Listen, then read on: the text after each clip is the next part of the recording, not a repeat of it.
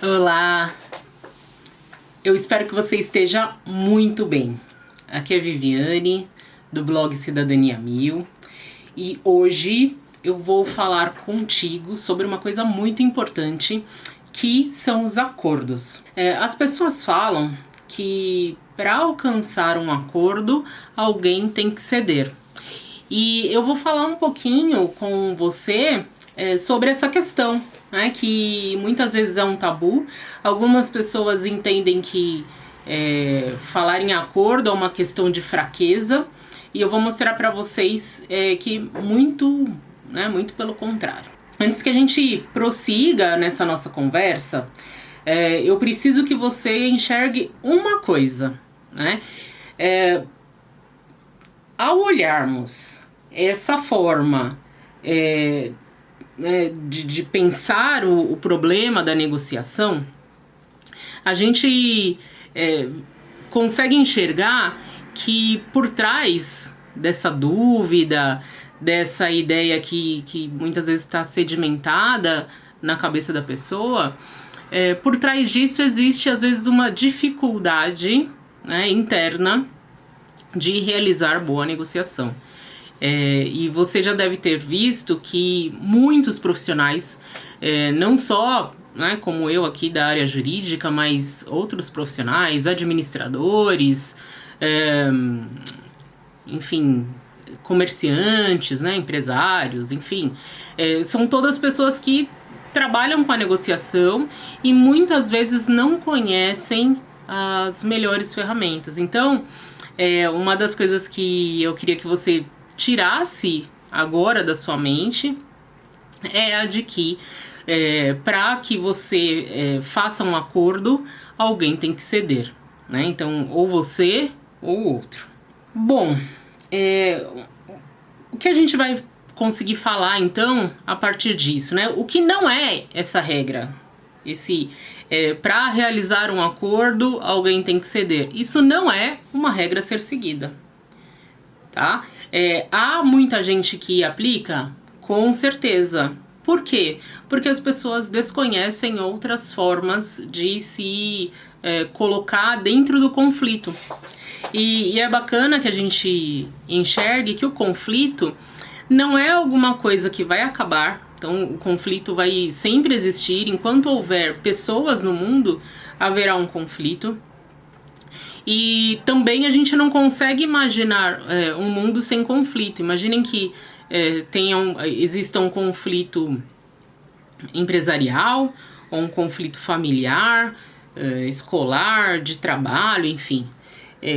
Aquele conflito, ele não vai acabar. Então, assim, se você estava pensando aqui, eu preciso de alguma coisa para acabar com o conflito, na verdade ele não vai acabar. O que você vai conseguir fazer é uma transformação desse conflito. E muitas vezes, com a transformação do conflito, as pessoas que estão envolvidas nessa questão, nesse conflito, conseguem ter algumas necessidades satisfeitas.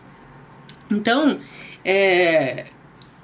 nesse vídeo eu não vou falar pra você como eu vou manter minha posição, né? Porque normalmente, vamos imaginar aí num conflito que tenha duas pessoas envolvidas, se a pessoa entrar nessa negociação de uma forma errada,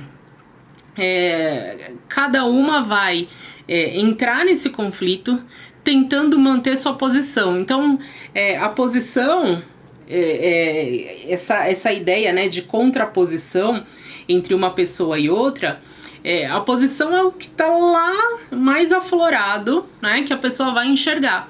Só que se as pessoas já entram com essas posições que são irredutíveis, a chance de uma boa negociação, a chance de uma resolução satisfatória do problema acaba sendo errada. Por quê?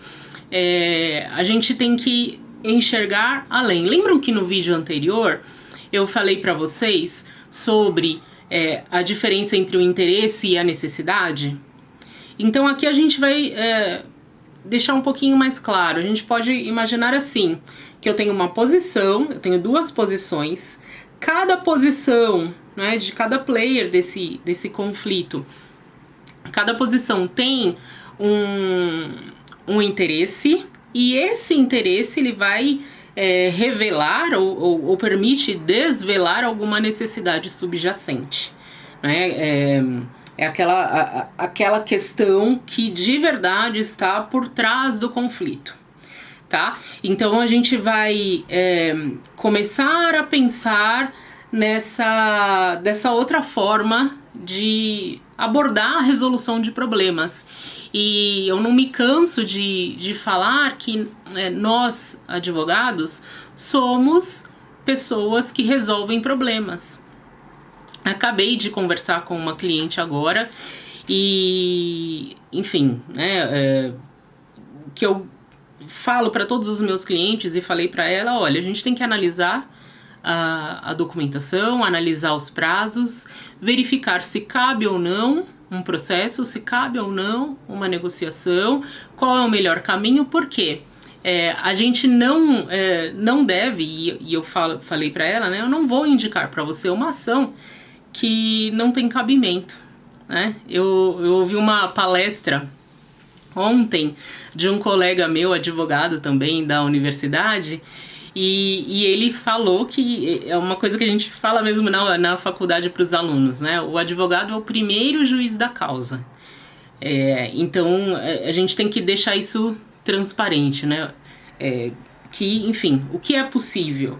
E normalmente, nesse momento de pensar em um acordo, algumas pessoas têm essa ideia de que se eu propuser um acordo, a outra parte vai achar que eu não tenho direito, que eu sou um fraco, que meu advogado não é bom porque tá querendo um acordo. Só que isso é muito equivocado, né? Por que muito equivocado? Eu poderia falar só equivocado, não, é muito equivocado. É que essa advocacia que a gente, enfim, via né, desde priscas eras, né, desde lá atrás, com esse advogado combativo, brigão, que quer ação a todo custo, etc., ela está com os dias contados. Por quê? Hoje, enfim, qualquer ação judicial, se você tiver dúvida, entra lá no site do CNJ, a média de duração das ações é de 5 a 8 anos. Então, o advogado que propõe uma negociação ou que te acompanha, né, te assessora numa mediação, numa conciliação, tanto privada ou pública, esse advogado ele está comprometido com a solução daquele problema pontual. E nesse sentido, a gente vai um pouco além do que se imagina inicialmente. Veja, a gente falou dessa frase, né, que tem muita gente que fala assim, para alcançar um acordo, alguém tem que ceder. Tem até filme, né? Alguém tem que ceder. Mas não necessariamente. Essa frase, ela traz dentro dela uma visão de dois tipos de negociador. Aquele negociador duro, que é um negociador intransigente, que ele fala... enfim, eu quero tudo pro meu cliente, eu quero que o outro sofra, e eu quero que o outro, enfim, não ganhe nada, né? Como se fosse uma oposição mesmo, alguma coisa que você vai não construir com o outro, mas você vai tirar do outro e vai obrigar que o outro faça, né? Essa é a visão, muitas vezes, de quem entra com uma ação judicial. Eu quero entrar com a ação porque... é o que o direito promete para nós, né? Quando nós olhamos para o direito, ele vai garantir que seja aplicada a lei contra uma pessoa, mesmo contra a vontade dela. Então, talvez por isso, né, que muita gente ache que o melhor é o direito. Eu vou ter que entrar com a ação, eu vou entrar com a ação e aí ele vai ser obrigado a me pagar, né? E a gente vê no dia a dia que não é assim. Porque às vezes a pessoa consegue sim uma decisão judicial favorável, mas não consegue executar. Então, esse trabalho, enfim, essa ação acaba não surtindo efeito, né? Então, enfim, acaba que talvez você pensar num acordo, numa composição, talvez fosse mais interessante para o cliente, para o direito do cliente, tá? Que mais? Do lado, né, dessa posição do negociador duro, a gente tem aquele negociador afável, que sim, aí sim, é esse negociador que eu trouxe, né, essa frase aí, alguém tem que ceder. O negociador afável, ele quer evitar a disputa e ele acaba cedendo. E muitas vezes ele acaba cedendo mais do que deve, né? Tanto uma quanto outra posição não surtem os melhores efeitos. Por quê? No final do acordo, alguma parte vai se sentir não atendida, né? E aí isso pode gerar uma outra demanda, uma outra ação judicial. E ninguém quer ações judiciais, não é verdade? Se você vai buscar um acordo, é porque você não quer continuar com aquela demanda. Por isso que, se nós olhamos, né, para o direito, o que nós buscamos é realmente a solução do conflito. E é bem interessante isso, porque eu conversei com uns alunos essa semana exatamente sobre essa questão de contrato, essa questão da negociação, né? E um aluno me falou, mas professora, não sei não acredito muito nessa história de contrato, porque aí vai chegar o advogado da outra parte e vai entrar com uma ação anulando tudo que está escrito no contrato. Aí o que eu disse, que é o que eu divido aqui com vocês também. Vai haver uma alteração nesse contrato se o contrato foi mal escrito e se a negociação foi mal feita. Porque se as partes estão felizes com o que foi determinado, não há motivo para alterar contrato algum. E aí, o que a gente precisa ter clareza? Uma coisa é o instrumento. O que é um instrumento? O instrumento serve para você realizar uma tarefa. Por exemplo, a caneta é um instrumento. Opa! Ela tá meio embaçadinha aqui. Aí, agora captou. Ok. A caneta é um instrumento. O que esse instrumento faz? Ele te permite escrever, desenhar, enfim, deixar aí uma marca num outro material. Mas a caneta em si é uma coisa boa ou ruim? Nem boa nem ruim, não é? Ela sozinha não faz nada. Ela pode servir, por exemplo, para que um amigo te dê um cheque de, sei lá, vamos pensar, hoje é quinta-feira, um amigo te dá um cheque de 20 mil reais para você fazer umas comprinhas, né? A caneta é uma coisa boa? Uma coisa boa, né?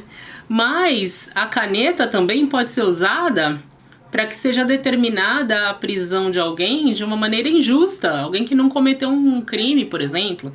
Então, a gente não pode culpar o instrumento, que é o contrato, pelo fato que antecedeu. Então, quando você tem um outro olhar sobre a negociação, sobre os acordos, não é? que são criados pelas pessoas, a gente percebe que essa base negocial que importa, realmente essa vontade das pessoas que importa. Só que, para as pessoas entrarem, né, como a gente está dizendo aí, numa negociação, uma negociação que traga frutos justos, essas pessoas precisam saber quais são os limites desse processo, né, para realmente chegar a uma boa posição para ambas as partes, né? É interessante também que a gente fale que, por exemplo, né, imaginem que você está numa audiência de direito de família, uma audiência para definição de uma pensão alimentícia. E antes, né, da oitiva de testemunhas, antes da instrução do processo, o juiz chama as partes para a tentativa de uma composição. Eu já participei de algumas audiências de família, né? Muitas outras audiências, né? Mas eu lembro particularmente de uma audiência em que nós começamos a negociação e íamos estabelecendo pontos, né? Então, concorda com esse ponto? Então a partir daqui isso já concordamos. E chegou um momento que a outra parte queria voltar. E a gente falou, não, peraí. A gente vai usar esse processo para chegar numa decisão que seja melhor para a criança. Então a ideia é aplicar de uma maneira objetiva esse processo para que tenhamos uma solução positiva. E por que eu trouxe essa ideia da ação de alimentos? Porque na ação de alimentos, o problema todo não é só o dinheiro para a criança. Tem um monte de emoções, de questionamentos que a pessoa não tem, por exemplo, a pessoa ou foi abandonado, ou não tem atenção, o pai ou a mãe não vai ver a criança, enfim, tem algumas coisas aí que não tem nada a ver, né? Não tem relação nenhuma com a questão dos alimentos. E é importante a gente perceber que são pessoas que estão negociando, né? Então, é bacana isso quando a gente percebe um processo que vai afunilando as vontades até que se chega num ponto de convergência, né? Mas mesmo assim, muita gente ainda fala assim, não, eu acho que não vale a pena a negociação, porque se eu tiver o poder, eu vou fazer a negociação buscando tudo que eu tenho direito. Então, se a pessoa já entra como um negociador duro no processo de negociação, aí tá tudo perdido. Por quê? Na verdade, ele não vai se abrir para uma boa decisão. E qualquer decisão que não atenda 100% do que ele quer, vai deixá-lo insatisfeito. E certamente a outra parte também. Outro ponto, né? As pessoas falam assim, mas se eu não tenho poder nessa relação, poder de fato, eu vou tentar ser um negociador afável, né? Eu vou tentar ser um negociador que aceita ceder para colocar fim no conflito, porque tudo que eu quero é sair desse conflito. Mas será que essa tentativa de acordo a qualquer preço vai te ajudar? Então essas coisas também você tem que começar a imaginar, né? Começar a saber, para que você perceba que se eu me mantiver nessas duas opções, não vai ter jeito. No final das contas, se você não consegue um acordo extrajudicial, ou até, enfim, dentro do processo, quem vai decidir por vocês que tem esse conflito? Vai ser um terceiro, que é o juiz. E eu vou te contar um segredo, bem baixinho.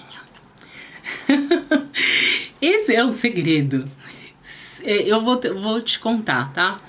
Quando a gente entra com uma ação, enfim, o advogado sempre coloca lá os fatos, os direitos, os pedidos, etc. Mas o juiz muitas vezes não concorda integralmente com o pedido do advogado, tá? Então, quando você coloca uma decisão sobre um conflito teu, sobre uma questão sua com uma outra pessoa, nas mãos do juiz, o juiz, ele é realmente o terceiro desinteressado, ele não tem interesse nenhum na demanda, e aí ele vai analisar as questões sob a letra fria da lei. E a consequência disso, às vezes, é que a pessoa fala assim, que legal, tem uma sentença, o que eu faço com isso? Eu não vou conseguir executar, né? Ou o juiz dá ganho parcial, então dá meio a meio para cada um. Enfim, são coisas que você não tem controle. E todo o propósito, quando a gente começa a pensar numa negociação, é dar esse poder para as partes. Hoje se fala muito em empoderamento, né? E o significado desse empoderamento na negociação é essa possibilidade que a pessoa tem de resolver o seu próprio problema.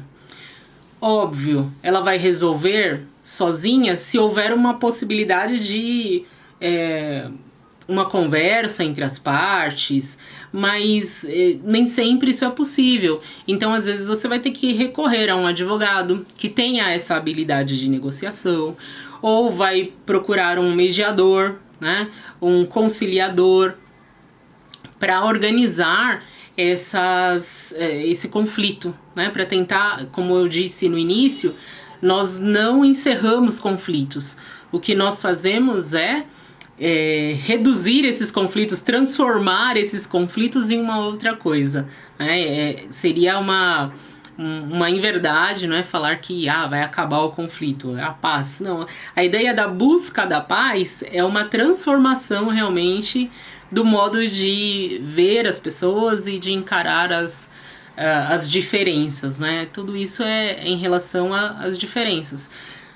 Vamos pensar assim, né? Como é que eu vou fazer um acordo com o meu vizinho que ouve sertanejo no último volume e eu ouço rock no último volume? A gente tem que entrar num acordo.